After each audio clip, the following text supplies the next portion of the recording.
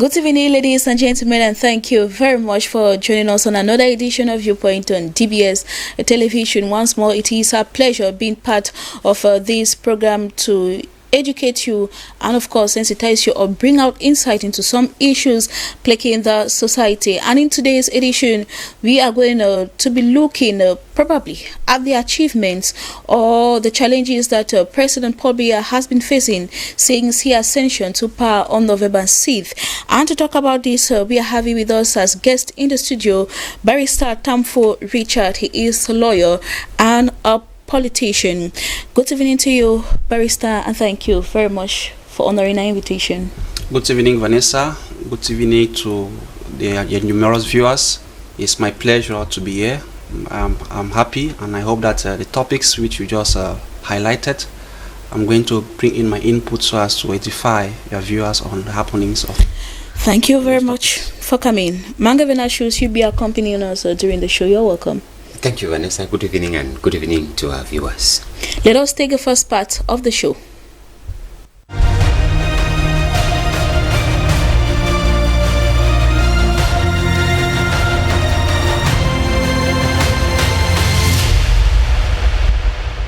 Once more, you are all welcome back. In the first question, New Deal government at 38, anything to write home?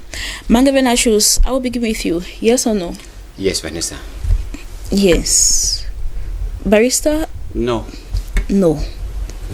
And the question 2, politics in Cameroon and exercise for the good of the people.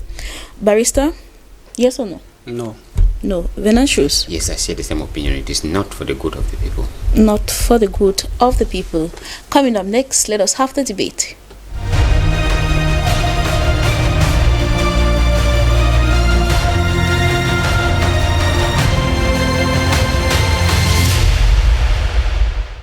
A New Deal government at 38th, anything to write home? Or in a simple way, just to say that President Paul Biya is already has clocked 38 years in power, was beginning or dating back November 6th, and we are trying to find out what are his achievements. Has he been able to achieve something greater than the challenges or the failures? And Barrister, you think that there is nothing to write back home? You see the age 38, I believe where we are in this studio, we are not up to that age. And I myself, who is speaking, I'm not up to that age. And when I try to do a retrospection of how, because we have all read the history of Cameroon, we all know that President Paul Biya acceded to power when he was in his 40s.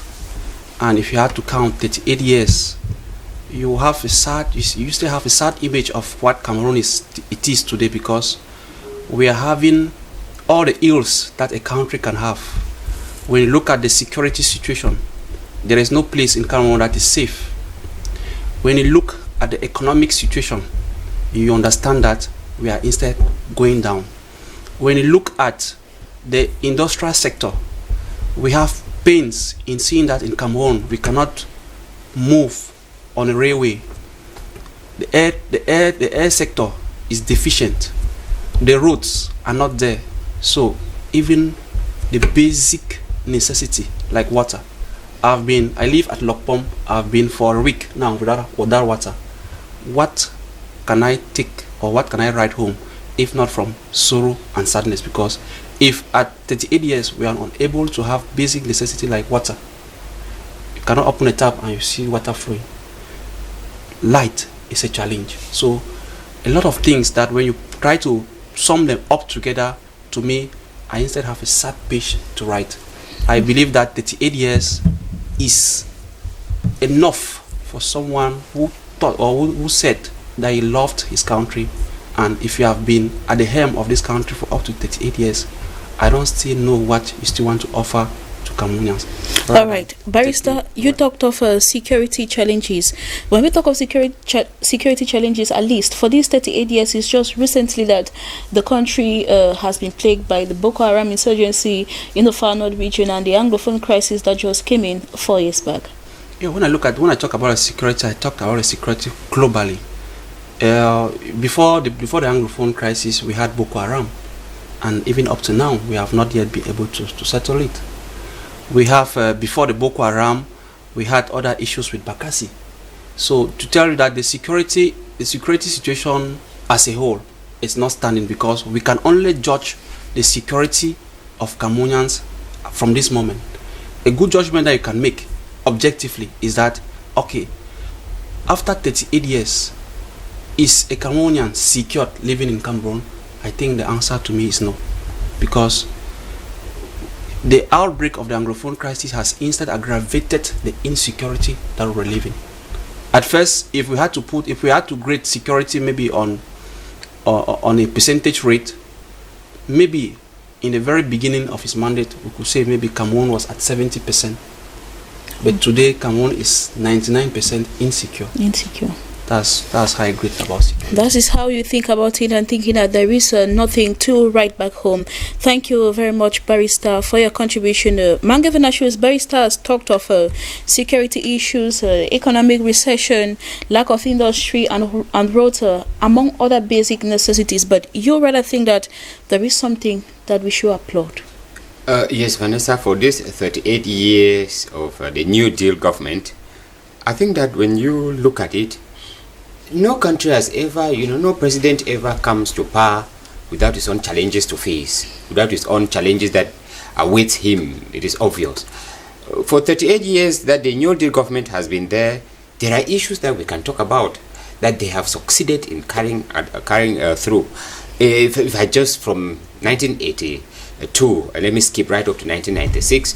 In 1996, there was this the constitution that was readjusted, and with the constitution readjusted, they put in place democratic, pillars to make sure that Cameroon becomes that's a real democracy. Remember, Paul Biya said something when he took over that he would want that he should remember him as someone who brought democracy in Cameroon.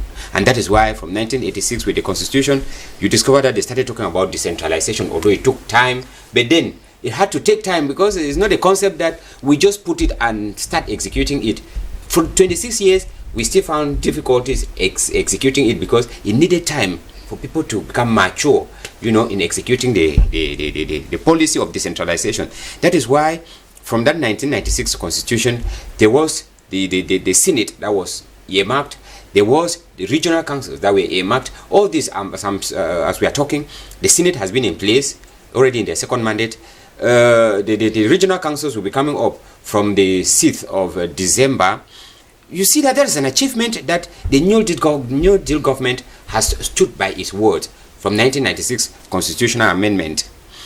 The Yaoundé-Douala highway has been progressing. It is a project that maybe it is not like very few people may have an idea about it, but it is ongoing. If you look at the way the project is, you see that that there are strides that are being made to make sure that the project is completed. In fact, when the Minister of Transport visited the project recently, he was really,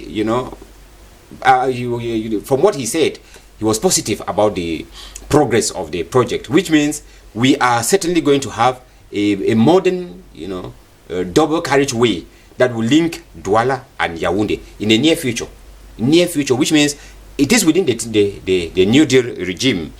Let's look at the Kribi deep seaport. I was reading something, and Kribi deep seaport is among the five modern seaports now in Africa, as of now. And when it would go operational fully, then you know what that means to Cameroon and what that means to the economy. We're talking about freedom of speech.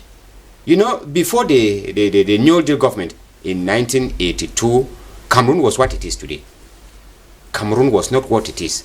Today, if we can talk about Cameroon, freedom of speech, we may not have, like one politician said, Cameroon is not heaven where we would expect to have perfect human beings. But then, when we talk of freedom of speech, we are in fact quite advanced more than other African countries. That is why today we can sit on TV sets and talk politics. That is why Cameroon today, any politician is free to air out what he thinks, politically speaking, about the country. That is the freedom of speech that we do not have during the former administration. So it is an achievement of the New Deal government. Then we're talking about multipartism. Remember, before then, immediately after 1961, things came to a standstill, and we had one party, the CDU, or the CNU. The CNU, correct. It was the CNU that the New Deal government, when it came to power from 1982, 2 years after, 25th of March 1985, 24th of March 1985, yes, it was, it became the CPDM.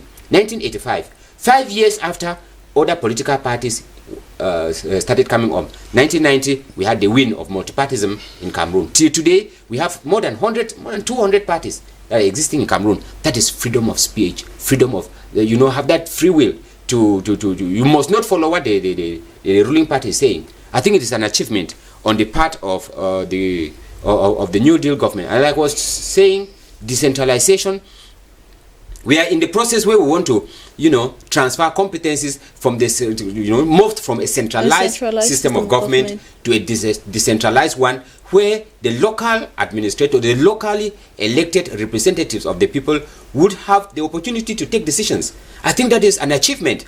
It may not be perfect. It may not be what we wanted. But I don't think there is any government under the sun that is that perfect, because all we have concepts. But the reality on the ground is those concepts have to take up with some difficulties. And that is why, like I said, for 26 years, we have been trying to study how the decentralization process can be implemented in Cameroon. If for 26 years we have not been able to implement it, from 1996, if it was just implemented automatically, you see how chaotic it would have been. That is why we had to take time, started by introducing the Senate. And after introducing the Senate, close to 9 years, we're introducing the regional councils. So I think that this is, a gradual, it may be slow, but it is gradual, it is steadily moving towards the realization of that decentralized system of government. So I think it is an achievement on the part of the New Deal government so far. This may be just a few that we could highlight, but then to think that we could have any government that will be that perfect, I don't think that is under the sun, because we are human beings with our own limitations, with our own weaknesses, just like the government itself should have their own weaknesses. And that is why, like the barrister was saying, yes, we may have issues to identify that we have failed here, there's no water, there's no network. It's true, but then there are things that we can live from. Yeah, actually. All right, Barrister Tamfo, Venantius talked of decentralization being applied. In your opinion, in your viewpoint, is it fully applicable within our context, Cameroon? But we all lived the incident that happened in Jumbe Penja with the Lord Mayor, where we have there is a voted quote on decentralization that allocates the management of natural resources to the council. But we saw the vehement opposition of the administration when he wanted that those natural resources should be under his management. So we should not be preaching something and then doing the contrary. To me, the word decentralization is just a word to me, because what is on the field is not what is being practiced. And if we have to wait for 26 years before implementing such, then Cameroon has to wait again for another 26 years before we are able to see or have a normal running water from our taps. When we try to compare the 38 years of this new deal, we look at other countries. We see how Equatorial Guinea has developed in the space of no time. We see how Kenya did in the space of no time with leaders who were competent and working. We are not saying that everything has been on standstill, but the pace at which it is taking us so long before we are able to realize something. Okay, how many African Nations Cup has Cameroon organized? Whereas we have some African countries who have organized it more than 5 times. We are still pending to organize the second edition. Just to tell you that we are in a country where we have taken our laxity to be an advantage. To me, it has to stop. If after 38 years a government is saying that it is short of ideas, it has become obsolete, it should be able to think that we have tried, or we have already given the maximum best that we could, and that it was time, or it is time also to maybe blow in a new wind. when we talk about democracy, to me, it's flimsy, because we have seen that even those liberties that are contained in the 1999 laws, when there was the win of multipartyism, how many political parties today can freely express themselves on the field? No. It is either those who are advantaged to who reap from it are either parties who are on the ruling side of the government. Opposition parties are crushed aside. When you look at the advance of democracy, when you look at our electoral system now, can we really organize an election in Cameroon without having post-electoral crisis? I say no.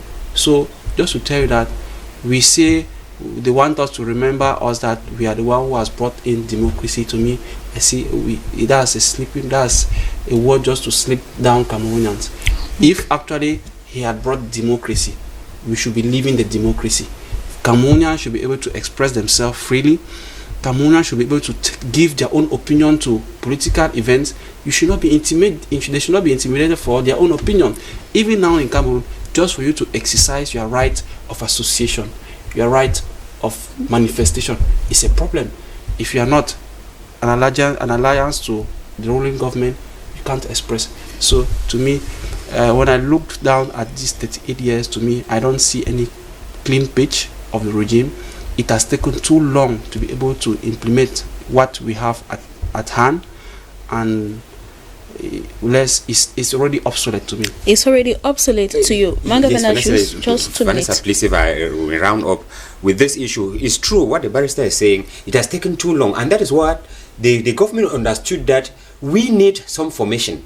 If you look at it, the case we are citing in Jombe, there is complete misunderstanding. Let us not pretend as if being an administrator, you are given some kind of infused knowledge of what is supposed to be done. We should accept the fact that some of our administrators are still confused with the issue of this decentralization, and that is why the government spoke about the formation of this school, the National School of Local Administration, NASLA, in Boya, to train these administrators on how they should handle this issue of decentralization. That is why you hear of conflict between a DO and a mayor. It should not exist, because the DO is not elected. It is the mayor who is elected. We have it not only in Jombe, we've had it in Fumban, between the SDO and the mayor for Fumban subdivision. So all this, they still come, they still happen. That's why I say we are still human beings, and that is why the government is looking forward for the training. If you remember when the general manager of NASLA was installed recently, he called for local councils to make provision for their staff to be trained, so that they should be able to, put into practice, to execute the ideas of decentralization. And until we have administrators, elected representatives who are formed, we may think that decentralization is not moving. The concept is there. The application is we need to form ourselves, and that is why the school is there. So I think that we are on the right channel. We are on the right channel. That is your point of view, Mange Vinicius. That leads us to the second question. Politics in Cameroon, an exercise for the good of the people. Barrister Tamfu, you think that politics in Cameroon has no interest as far as making the people comfortable in their own country. So why do you think that the politics we practice in Cameroon is not for the interest of the people? Because when we have politicians, instead of serving the people, they instead want to be served. Because when you are voted or when you are a politician, you should be able to serve the people. You are there, you are given a mandate to serve the people, not to be served. You should not be praised as a demigod. That is what we are living with Cameroon politics. When an electoral event is to come, you see the politicians moving around trying to persuade and seduce militants or the electorate to vote for them.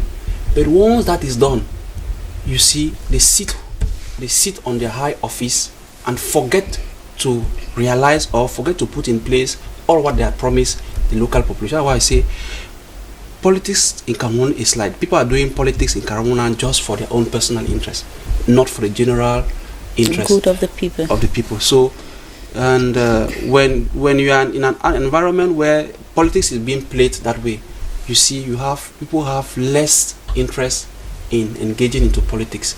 People see politics as a danger. You are not free to express a contrary opinion with your adversary.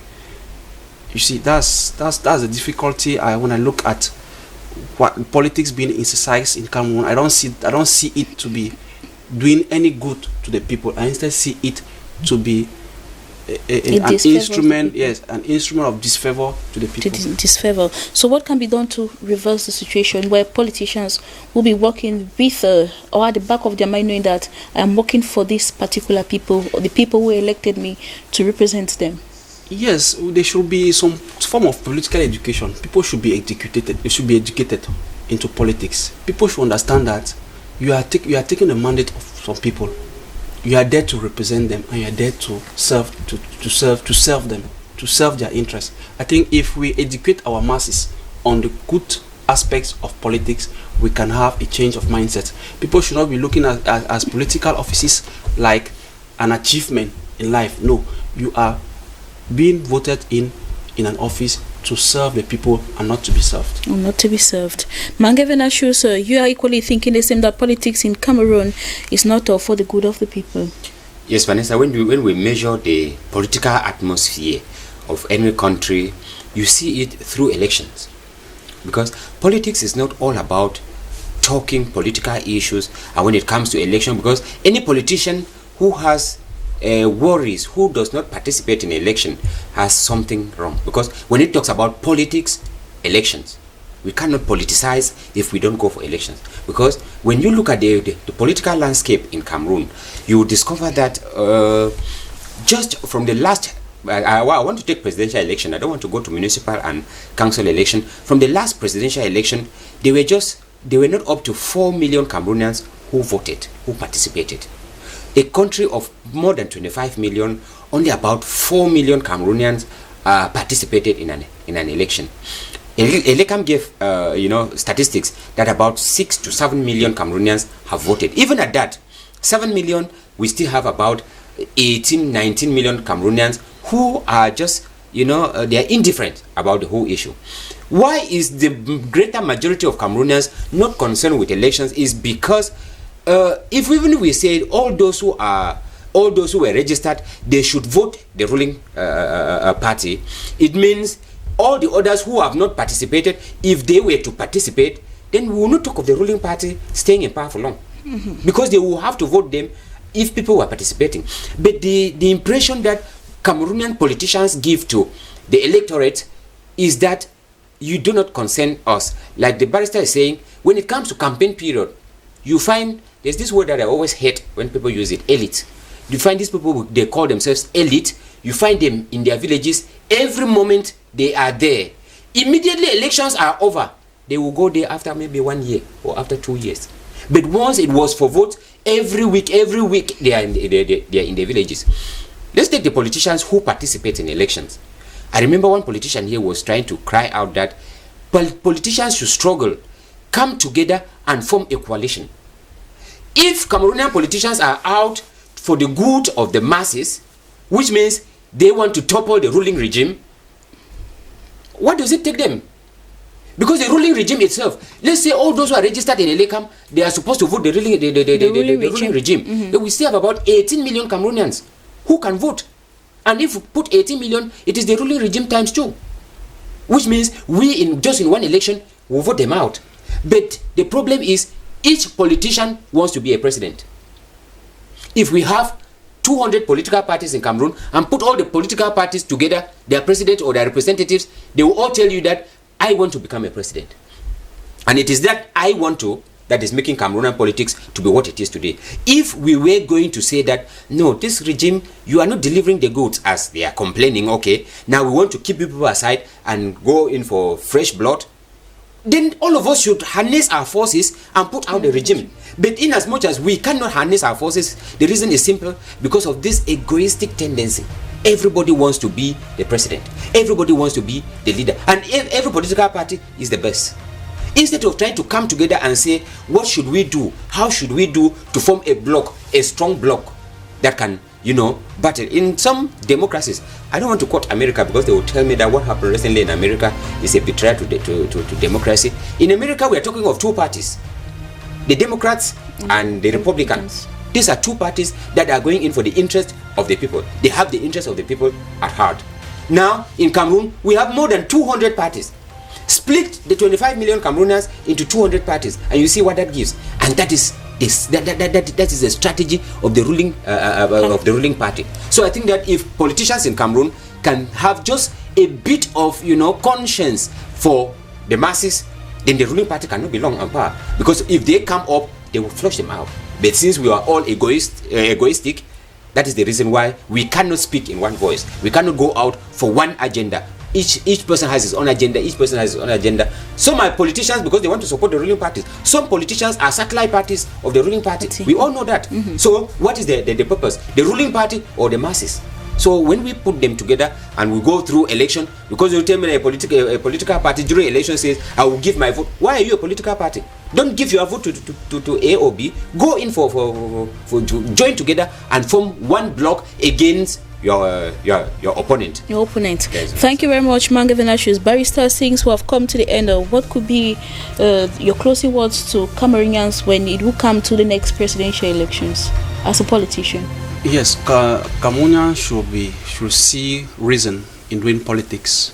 You should be able to participate in the construction of the political views or opinions of your country. People should have love in politics, and it is by doing politics that you know how the country functions, how your society functions, and with politics you can change a lot of things.